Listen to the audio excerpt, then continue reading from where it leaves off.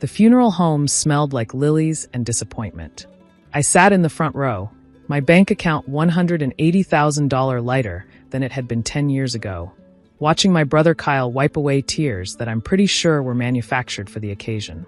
He'd gotten good at crying on cue. Probably from all those years of manipulating Mom into buying him the latest gaming console while I was writing checks for her chemotherapy. My name is Jessica, and this is the story of how I discovered that being the responsible child comes with a price tag, but no rewards. At least, that's what I thought until an accountant named Harold Whitman changed everything with a single question. Miss Thompson, do you still have all your receipts? But let me start from the beginning, from the day Mom got diagnosed. It was a Tuesday. I remember because I'd just gotten promoted to senior project manager, and I was taking Mom out to celebrate. Over pasta and white wine, she dropped the bomb. Stage 2 breast cancer. Treatable, the doctors said, but expensive.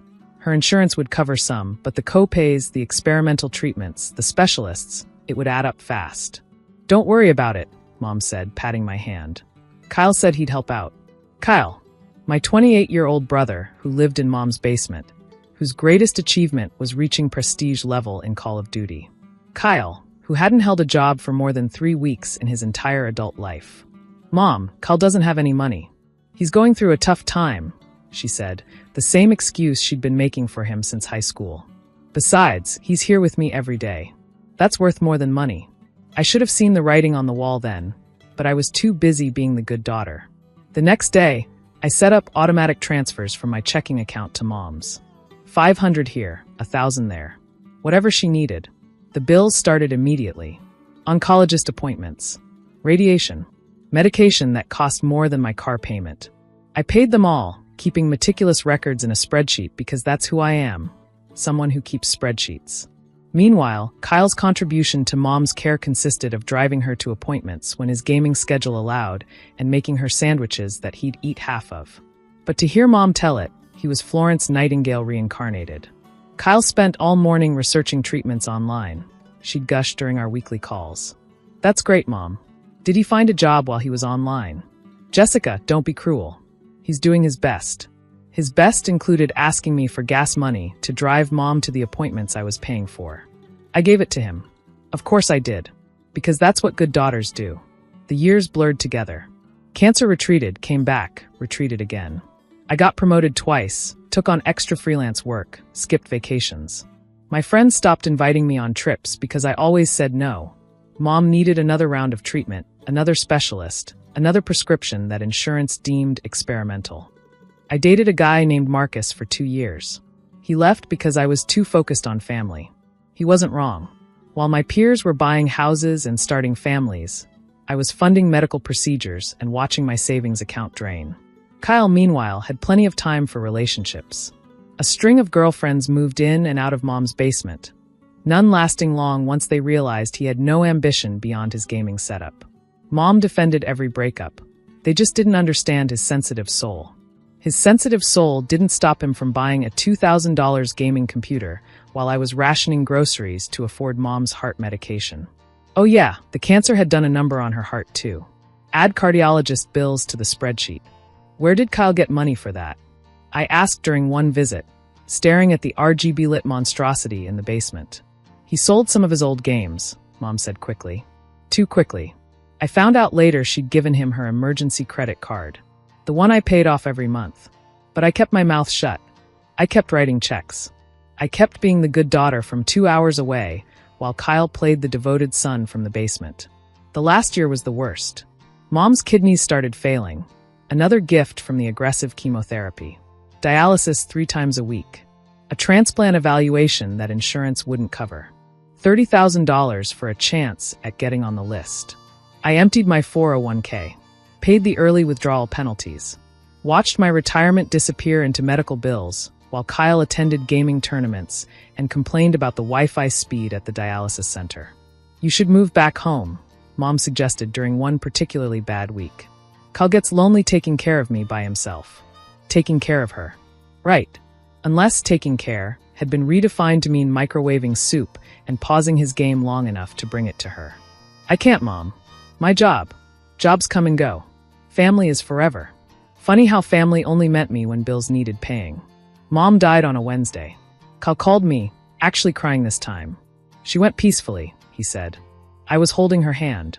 I wanted to ask if he'd paused his game for it, but grief made me kind. I drove the 2 hours home, made the funeral arrangements, paid for everything. Kyle's contribution was choosing the music. He picked her favorite songs, I'll give him that. Even monsters have their moments. The will reading was scheduled for the Monday after the funeral. I wasn't expecting much. Mom had lived pension check to pension check, and most of that had gone to medical bills anyway.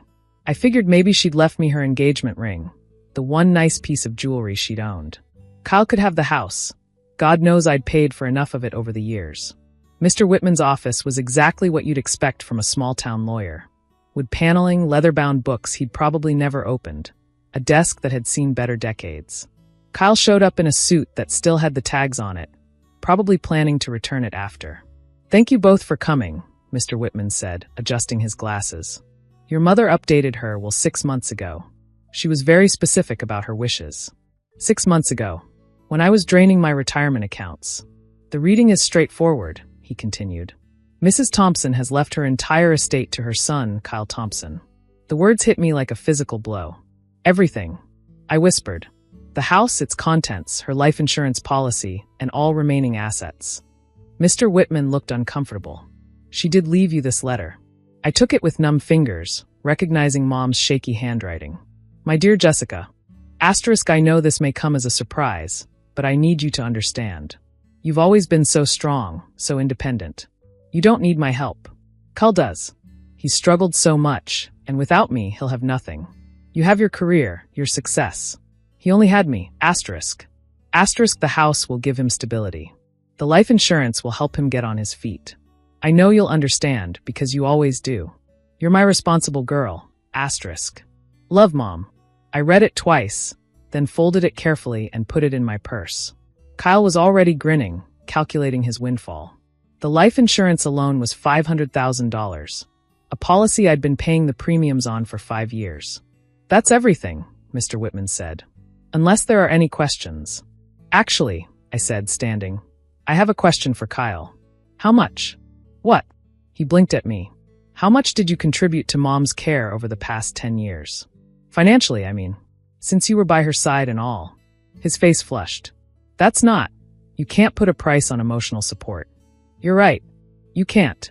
But you can put a price on chemotherapy. And radiation. And dialysis. And experimental treatments. Anne, what's your point? He snapped. No point. Just curious. I turned to leave, then stopped.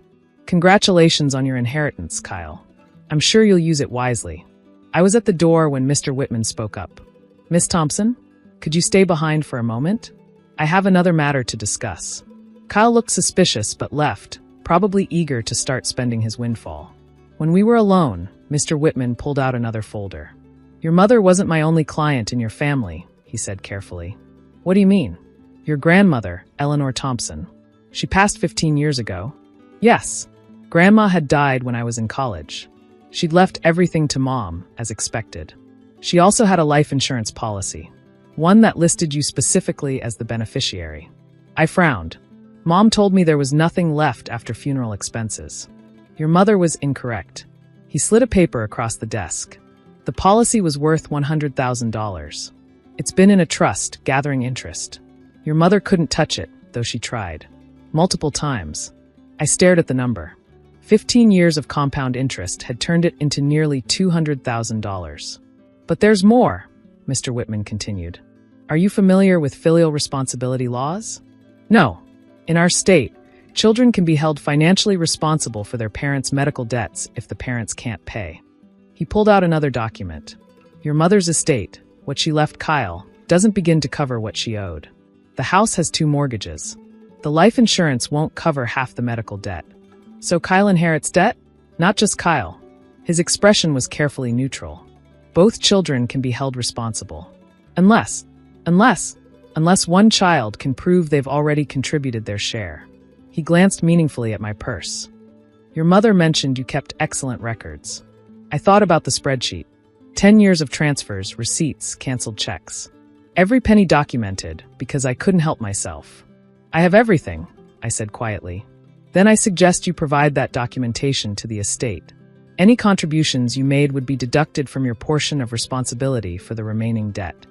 And Kyle's portion would be everything else. I did the math. I'd paid over $180,000 over 10 years. The remaining medical debt was around $200,000. If my contributions were counted against my share, Kyle would owe everything that's left, I said. The estate would owe it, Mr. Whitman corrected. But yes, as sole inheritor, Mr. Thompson would be responsible for settling those debts. The house would need to be sold, the life insurance would go to creditors. He'd get nothing. He'd get what remained after debts were settled, which, given the numbers you're suggesting, would likely be nothing. I sat back, processing this. Did my mother know about the debt? I advised her of it 6 months ago when she updated her will. His tone was carefully professional. She said Kyle would figure it out. Figure it out. Like he'd figured out how to hold a job or contribute to her care. What do I need to do? I asked. Provide documentation of all financial support given to your mother. The estate will review and apply it against any claims for filial responsibility. He paused. I should mention, if you don't provide this documentation, you could be held responsible for half the remaining debt. Half would be $100,000, on top of the $180,000 I'd already paid. I'll have everything to you by tomorrow, I said. One more thing. He slid a business card across the desk. This is Mrs. Chun, the forensic accountant handling the estate. She mentioned hoping to speak with you about some irregularities in your mother's finances. I took the card. What kind of irregularities? I believe she has questions about some large cash withdrawals over the years. Withdrawals that coincided with deposits into an account under Kyle's name. Mom had been giving Kyle money. My money. The money I sent for her care. Thank you, Mr. Whitman, I said, standing. For everything. I'm sorry about your mother, Miss Thompson. And I'm sorry about the rest. Don't be. Mom made her choices. Now Kyle gets to live with them. I spent that night compiling everything. Every receipt, every bank transfer, every canceled check. 10 years of sacrifice documented in a neat binder. Mrs. Chin was very interested in my documentation, especially when cross-referenced with the mysterious cash withdrawals. Your brother received approximately $60,000 over the past decade, she informed me during our meeting. Cash your mother withdrew from the accounts you were funding. For his gaming equipment, among other things. Concert tickets, trips with girlfriends, a motorcycle he crashed within a month. I laughed. Actually laughed. She was funding his lifestyle with my money while I was eating ramen to afford her medications. The estate will need to account for these transfers. They could be considered gifts that count against his inheritance. By the time the dust settled, Kyle inherited exactly what he deserved, nothing. The house sold for barely enough to cover the mortgages. The life insurance went to medical debt. The cash gifts were deducted from his portion. He ended up owing the estate $50,000, which he obviously didn't have.